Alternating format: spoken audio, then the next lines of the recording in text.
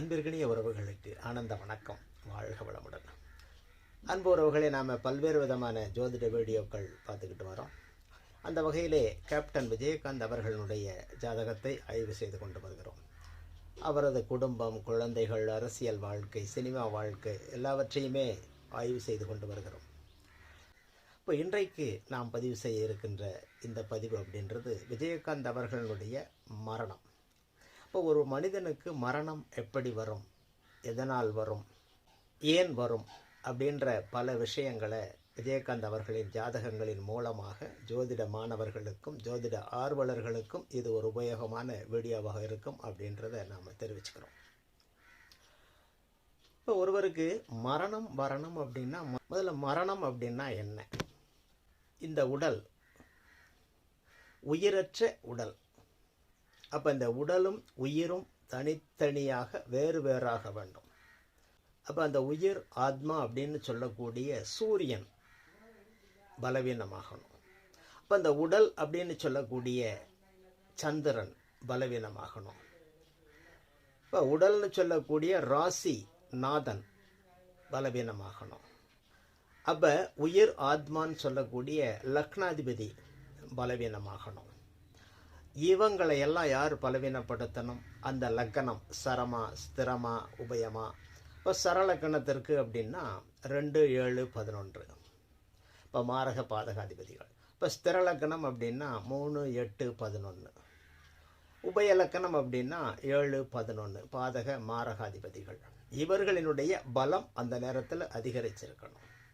அதே நேரத்தில் அட்டமாதிபதி, ஏன்னா அட்டமஸ்தானம் தானே ஒருவனுடைய ஆயுளை குறிக்கக்கூடியது.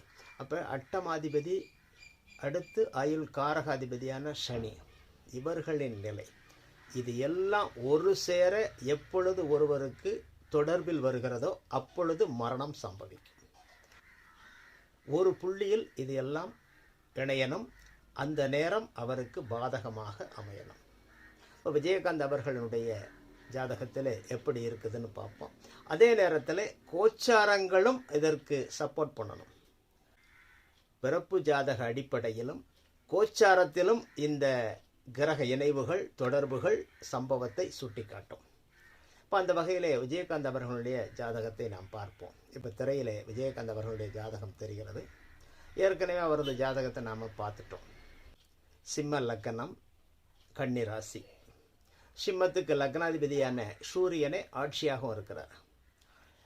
அப்போ ராசிக்கு ராசியாதிபதியான புதன் விரயஸ்தானமான 12 இருக்கிறார். 12ஆம் அதிபதியான சந்திரன் 2ஆம் இடத்தில் இருக்கிறார். புதன் சந்திரன் பரிவர்த்தனையாகி இருக்கிறாங்க, பலமாக இருக்கிறாங்க.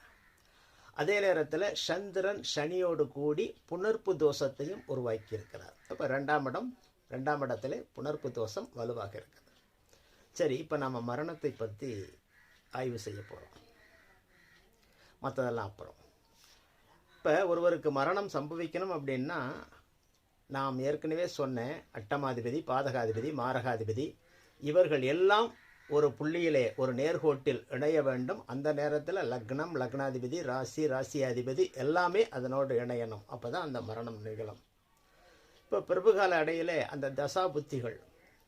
இப்போ இவருக்கு மரணம் நடந்த தினமான 28/12/2023 மாலை 6:10 சென்னையில் ஹாஸ்பிட்டலில் வச்சு இவரோட உயிர் பிரியுது.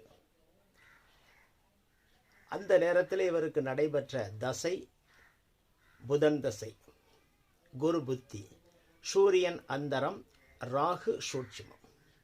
இப்போ புதன் தசையில், குரு புத்தியில், சூரியன் அந்தரத்தில் ஜீவன் பிரிகிறது.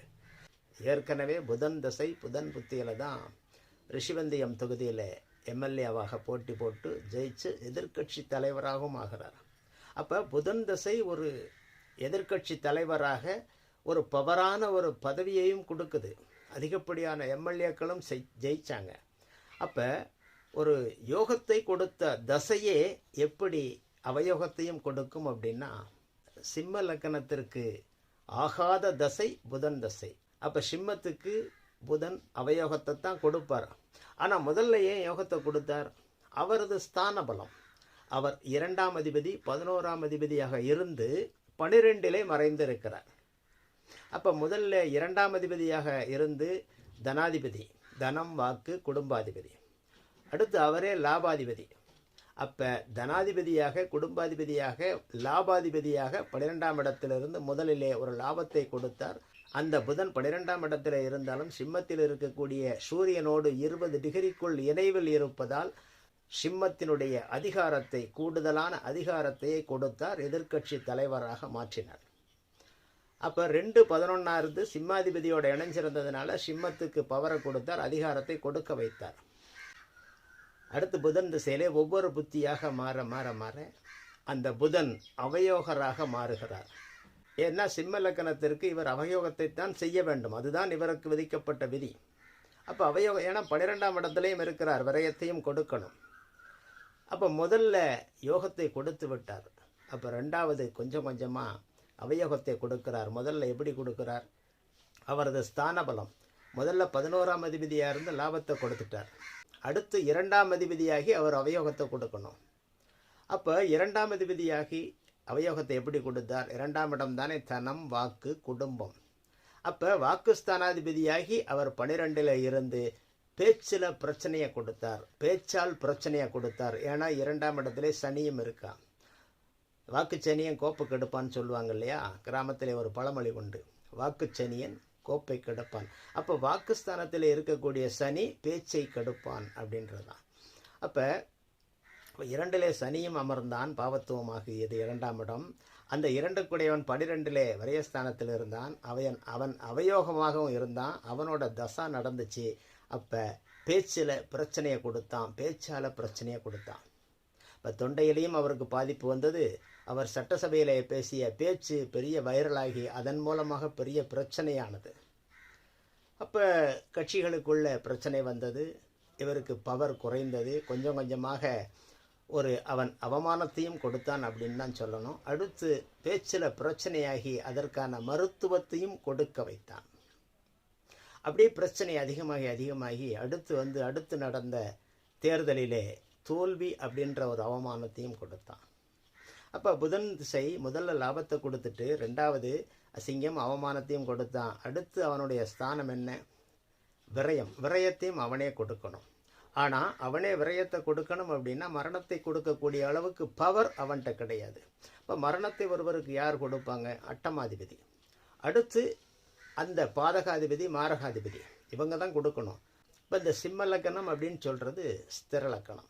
இப்போ ஸ்திர லக்கணம் அப்படின்னு சொன்னால் 3, 8ஆம் அதிபதிகள் மாரகாதிபதிகள், 9ஆம் அதிபதி பாதகாதிபதி. அப்போ 3ஆம் அதிபதி யார்? சுக்கிரன்.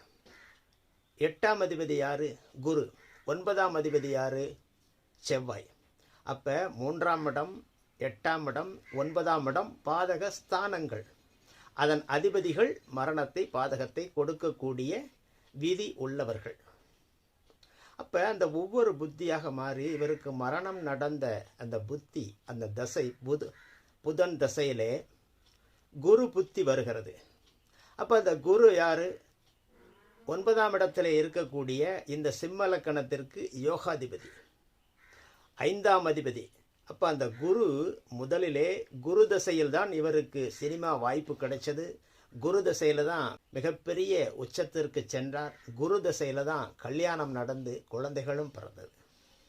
அப்போ அந்த குரு தசை முதல்ல பஞ்சமாதிபதியாக இருந்து பாக்கியஸ்தானத்தில் அமர்ந்த குருவாக இருந்ததால் யோக குருவாக முதலிலே அவரது தசையிலே யோகத்தை செய்து விட்டார். இப்போ நடக்கிறது புதன் தசை. புதனுக்கும் குருவுக்கும் ஆகாது, குருவுக்கு பிடிக்காத தசை. இப்போ அவயோகத்தை செய்வார். எந்த அவயோகத்தை செய்வார்? அவரது இன்னொரு ஸ்தானங்களான 8ஆம் இடம். அப்போ அட்டமாதிபதி ஆகி 9ஆம் இடம் பாக்கியஸ்தானத்தில் அமர்ந்து பாக்கியத்தை கொடுத்த குருவே இப்போ 9ஆம் இடம்னு சொல்லக்கூடிய பாதகஸ்தானம். ஏன்னா சரளக்கணத்திற்கு 3, 8, 9ஆம் இடங்கள் மாரக பாதகஸ்தானங்கள். அப்போ 9ஆம் இடம் பாதகஸ்தானத்தில் அமர்ந்த குரு அட்டமாதிபதியாக பாதகத்தை செய்வதற்கு தயாராக இருந்தார். ஏன்னா அவருக்கு ஆகாத தசை நடந்துச்சு. அந்த குருவினுடைய பார்வை சிம்மத்தின் மேலும் சூரியன் மீதும் விழுந்தது. அப்போ புதன் தசையிலே விரயம் நடக்க வேண்டும் என்று விரயம் நடந்தது. இப்போ அட்டமாதிபதியாக பாதகஸ்தானத்திலே அமர்ந்த குரு புத்தியிலே மரணம் நிகழ்ந்தது. சரி, இந்த நேரத்திலே கோச்சார ரீதியாகவும் கிரகங்கள் பலவீனமாக இருக்கணும், இந்த சம்பவங்களை உறுதிப்படுத்தணும். ஏன்னா பிறப்பு ஜாதகத்தின் அடிப்படையிலும் கோச்சாரத்தின் அடிப்படையிலும் தான் ஒருவருக்கு மரணம் நிகழும். இப்போ கோச்சார ரீதியாக எப்படி இருக்குது? இப்போ கோச்சார ரீதியாக அன்றைய தினம் 28/12/2023 மாலை 6:10 இவருக்கு மரணம் நிகழ்ந்த நேரம் சென்னையிலே. அந்த நேரத்தின்படி அன்றைய கோச்சாரம், அந்த நேரத்தினுடைய லக்னம் தனுசு லக்னம். அந்த நேரத்திலே கோச்சார சுக்கிரன் செவ்வாயினுடைய விருட்சிகத்திலே இருக்கிறார். அடுத்து தனுசிலே லக்கணத்திலே சூரியன் இருக்கிறார், செவ்வாய் இருக்கிறார், புதன் இருக்கிறார். சனி அவரது இன்னொரு வீடான கும்பத்திலே இருக்கிறார். ராகு மீனமனையிலே இருக்கிறார். குரு ஏற்கனவே பிறப்பு காலத்திலே இருக்கக்கூடிய அதே கட்டத்திலே கோச்சார குருவும் இருக்கிறார் செவ்வாயின் வீடான மேஷமனையிலே. குரு இருக்கக்கூடிய டிகிரி 11 டிகிரி. இப்பொழுது கோச்சார குருவினுடைய பார்வை அட்டமாதிபதியாகி 9ஆம் இடத்தில் இருக்கக்கூடிய பாதகஸ்தானத்தில் இருக்கக்கூடிய கோச்சார குருவினுடைய பாதக பார்வையான 9ஆம் பார்வை குருவினுடைய மூலத்திரிகோண வீடான தனுசு மனையின் மீது விழுகிறது. அந்த தனுசிலே அதே 11 டிகிரியில் இருக்கக்கூடிய சூரியன் மேல் விழுகிறது. அந்த சூரியனே லக்னாதிபதியாகவும் இருக்கிறார். ஜீவனுக்கு காரகனும் அந்த சூரியன் தான், ஆத்ம காரகனும் சூரியன் தான். அப்போ அட்டமாதிபதியான குரு பாதகஸ்தானத்திலே இருந்து கோச்சார ரீதியாகவும் தனது 11 டிகிரியில் இருந்து தனுசு மனையிலே அதே 11 டிகிரியில் இருக்கக்கூடிய சூரியனை நேராக பார்க்கிறார். அந்த நேரத்திலே ஆத்மா பிரிகிறது. அந்த சூரியனோடு ராசிநாதனான புதனும் அதே தனுசு மனையில் தான் இருக்கிறார். ஒரே நேரத்திலே ராசியாதிபதி லக்னாதிபதி இருவரையும் பாதகஸ்தானத்திலிருந்து அட்டமாதிபதியான குரு பார்க்கிறார். அந்த சூரியன் புதன், தனுசு மனையில் இருக்கும் சூரியன் புதன் இருவரோடும் பாதகாதிபதியான செவ்வாயும் இணைவில் இருக்கிறார். அட்டமாதிபதியாகவும் மாரகாதிபதியாகவும் ஆன குரு பாதகஸ்தானமான 9ஆம் இடத்தில் இருந்து இவர்களை பார்த்து மாரகத்தை செய்கிறார். அந்த நேரத்திலே இவரது ஆத்மா பிரிகிறது. லக்னாதிபதியும் ராசியாதிபதியும் ஜீவனாதிபதியும் உடல் காரகாதிபதியும் ஒரே நேரத்திலே பிறந்த கால ஜாதகத்திலும் ஒரே புள்ளியில் இணைந்து கோச்சார ரீதியாகவும் ஒரே புள்ளியில் இணைகின்ற நேரம்தான் ஜீவன் பிரியும். அதேபோல் இங்கே கோச்சாரத்திலும் அந்த நிலை இருந்தது, பிறப்பு கால ஜாதக அடிப்படையிலும் அதே நிலை இருந்தது. அந்த நேரத்திலே விஜயகாந்த் அவர்களுடைய உயிர் பிரிந்தது. பிறப்பு கால குருவை கோச்சார குருவும் தொட்டு கொண்டிருந்து பிறப்பு கால குருவிற்கு கூடுதல் பலத்தையும் கொடுத்து அந்த அட்டமாதிபதி மாரகாதிபதிக்கு கூடுதல் பலம் கொடுத்தும் சிம்மத்தை வீழ்த்தச் செய்தார். சிங்கம் வீழ்ந்தது. அது மட்டுமல்ல, அந்த நேரத்திலே சிம்ம லக்கணத்திற்கு விரையாதிபதியான சந்திரனும் மிதுன மனையிலிருந்து தனது 7ஆம் பார்வையாக தனுசு மனையை பார்த்தார். அந்த தனுசு மனையில் இருக்கக்கூடிய லக்னாதிபதியான சூரியன், பிறப்பு கால ராசியாதிபதியான புதன் இருவரையும் மிதுனத்தில் இருக்கக்கூடிய சந்திரனின் பார்வையும் விழுந்தது. விரையாதிபதியும் தனது பார்வையால் விரயத்தை செய்தான். அட்டமாதிபதி, மாரகாதிபதி, விரையாதிபதி, பாதகாதிபதி என்று அனைவரும் ஒரே நேரத்திலே பிறப்புகால ஜாதகத்திலும் கோச்சார ரீதியிலும் இணைந்து மாரக பாதக விரயத்தை செய்து விஜயகாந்த் அவர்களினுடைய மரணம் நடந்தது. இப்போ எந்த ஒரு ஜாதகமாக இருந்தாலும் ஒருவருக்கு மரணம் நிகழ வேண்டும் என்று சொன்னால் உடலும் கெட வேண்டும், மனமும் கெட வேண்டும், ஜீவனும் கெட வேண்டும். கெடுவதற்கு அட்டமாதிபதி, மாரகாதிபதி, பாதகாதிபதி இவர்களின் துணை வேண்டும். அதே நேரத்திலே அந்த காலகட்டத்திலே அவருக்கு ஆகாத அவயோகம் கொடுக்கக்கூடிய தசையும் நடக்க வேண்டும். அந்த தசையிலே அட்டமாதிபதி, பாதகாதிபதி, மாரகாதிபதிகள் தொடர்பிலும் இருக்க வேண்டும். கோச்சார ரீதியாகவும் பிறந்த கால ஜாதக ரீதியாகவும் இப்படி ஒரே புள்ளியில் அனைத்து சம்பவங்களும் நிகழ்கின்ற நேரத்திலே ஒருவருக்கு உயிர் பிரியும். நன்றி உறவுகளே. மீண்டும் மற்றொரு ஜாதகத்தை ஆய்வு செய்வோம். தொடர்ந்து இணைந்திருங்கள். அன்பு உறவுகள் ஆனந்தமாக அனைவரும் வாழ்க.